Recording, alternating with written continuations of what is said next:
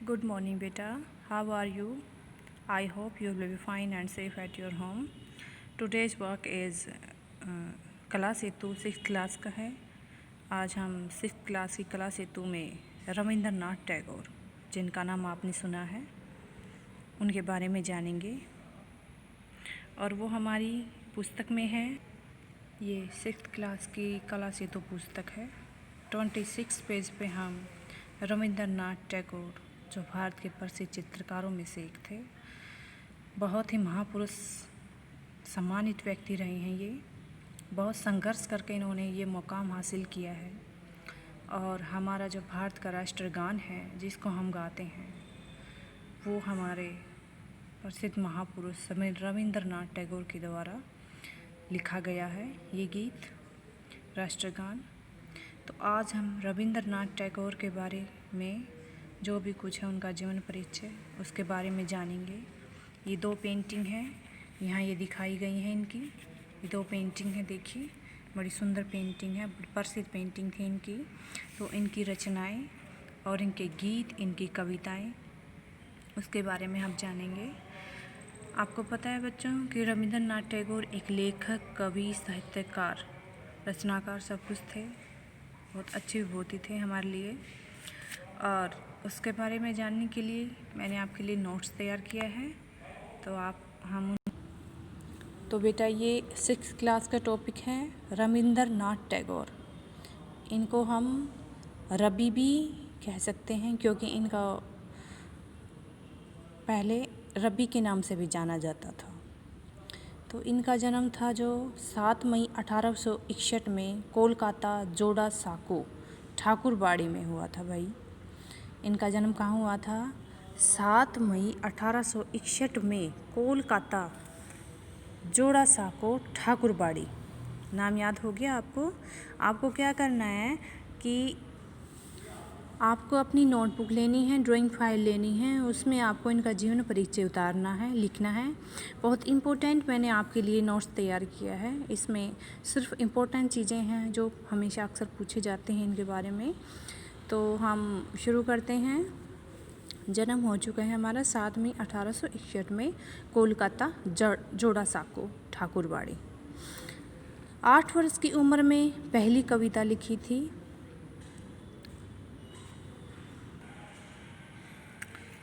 Nobel पुरस्कार 1913 गीतांजलि के लिए इनको 1913 में नोबेल पुरस्कार से सम्मानित किया गया था। इनकी माता का नाम है शारदा देवी, पिता का नाम है देवेंद्र नाथ ठाकुर। 1877 में इन्होंने भिखारिणी लिखी थी, भिखारिणी रचना की थी। 1882 में संध्या संगत लिखा था। शांति निकेतन की स्थापना भी इनके द्वारा की गई थी, जो पश्चिम बंगाल में है, शांति निकेतन स्थान पर। बंगाल में एक जगह है शांति निकेतन, वहाँ इन्होंने शांति निकेतन यूनिवर्सिटी है, विश्वविद्यालय है, उसकी स्थापना इन्होंने की थी। चित्रकला में प्रवेश इनका कब हुआ भाई? तो टैगोर ने 67 वर्ष की उम्र में चित्रकला में प्रवेश किया था। अब आप सोचते होंगे कि 67 साल की उम्र में इन्होंने प्रवेश किया, तो उससे पहले क्या किया? देखो, इससे पहले इन्होंने काव्य रचना की, कविताएं लिखी, साहित्यकार थे, उपन्यासकार थे, लेकिन चित्रकला में इन्होंने जो प्रवेश किया वो 67 वर्ष की उम्र में किया। इससे पहले इन्होंने जो भी कार्य किया वो अपना और ही कार्य, जैसे काव्य जो मैंने बताया आपको। तो लेकिन चित्रकारी ये बीच बीच में लिखते लिखते भी ये बीच में चित्रकारी करने लगते थे। लेकिन जो प्रवेश करने की उम्र थी इनकी 67 वर्ष थी। इन्होंने बहुत सारे चित्र बनाए।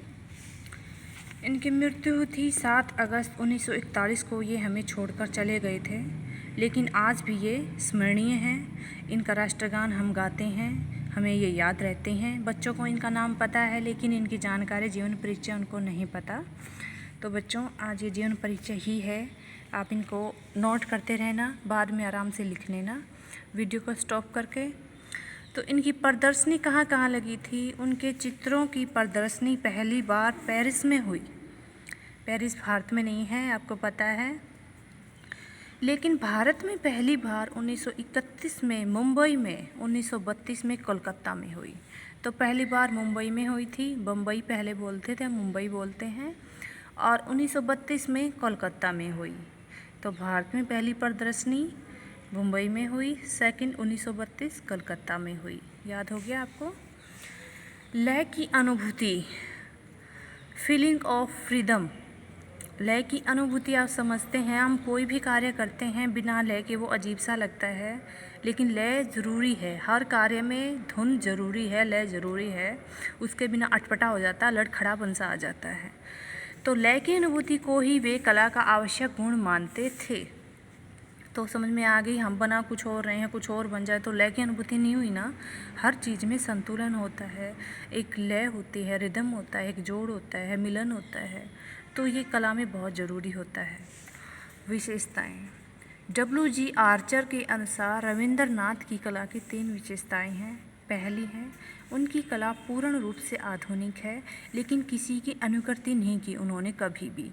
कहते ना अनुकरण कर लेना, किसी की सेम कॉपी उतार लेना, भाई मैंने उसका देखा और उसका सेम बना लिया, नहीं। अपनी क्रियात्मकता, रचनात्मकता, सृजनात्मकता सब में अलग अलग होती है। तो सब अपनी मर्जी से अपना कार्य करें, आप भी किसी की अनुकृति ना करें। अभी आप बच्चे हैं तो सीखते जाइए। तो उन्होंने किसी भी कलाकार की कॉपी कभी नहीं की, अनुकृति कभी नहीं की, वे आधुनिक थे। भारतीय रेखाओं तथा आकृतियों का आधार लिया गया है।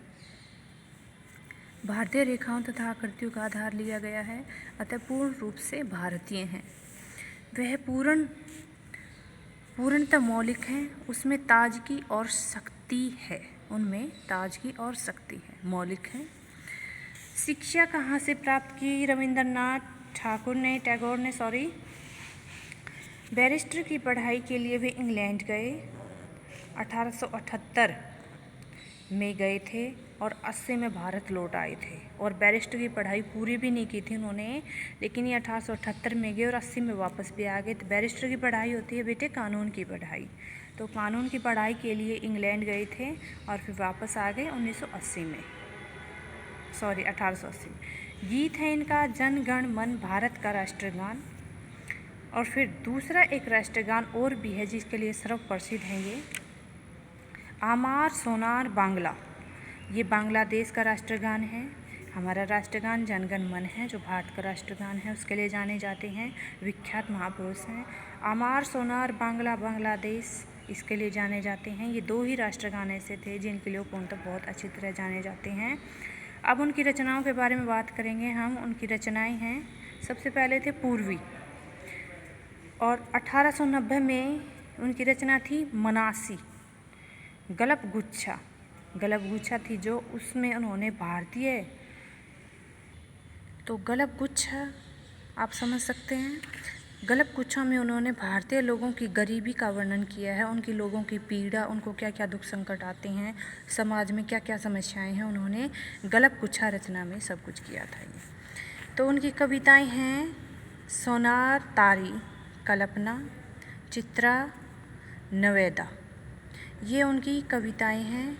उनके उपन्यास हैं गोरा, चित्रागंधा, मालिनी, विनोदिनी, नौका डुबाई, राजा और रानी। ये इनकी कविताएं और उपन्यास हैं और इनकी रचनाएं हैं। तो आप इन सब को अपनी कॉपी में लिखेंगे, इनको दोहराएंगे, याद करेंगे अच्छी तरह। और अगर कुछ भी समझ में नहीं आता तो आप मेरे से पूछेंगे। तो आपका ये गृह कार्य है। ओके बेटा, अब आपको ये ध्यान आ गया। देखो, आप स्क्रीनशॉट लेके भी आप ये कार्य कर सकते हैं। देखिए, स्क्रीनशॉट भी ले सकते हैं आप ऐसे इसका। तो अब ये कंप्लीट हुआ। सो बेटा, आपको कुछ तो समझ में आया होगा ना। तो आप घर पे बैठ के आराम से इसको करना। ओके।